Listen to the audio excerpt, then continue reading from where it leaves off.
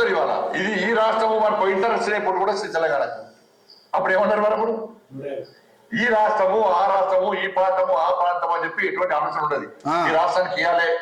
అబ్బా ఈయన చెప్పిట ఇలాంటి నేనేమంటున్నా అంటే నీ వల్ల బీజేపీ కూడా ఏం లాభం లేదు. ఏమో తాకట్లు పెట్టి ఈ రాష్ట్రం ఆ రాష్ట్రం అనేది మరి ఎందుకు మరి మొత్తం గుజరాత్కి వెళ్ళి ఇచ్చుకోరాదు మొత్తం. ఇప్పుడు ఈ దేశ సంపద దోచుకొని గుజరాత్లో దాచుకున్నట్టు అవార్డు కూడా మీ కుంపలు మీ నెత్తిన కొట్టుకోండి అంటున్నా. బుద్ధి జ్ఞానం ఉండాలి. ఇలాంటి చదువు తప్పినటువంటి సన్నాసులను మాట్లాడిపిస్తే ఇట్లనే మాట్లాడతారు. టాలెంట్ ఉన్నోనికి ఇవ్వాలి. ఈ దేశ ప్రజల బతుకులు మార్చడానికి అవార్డు రావాలి.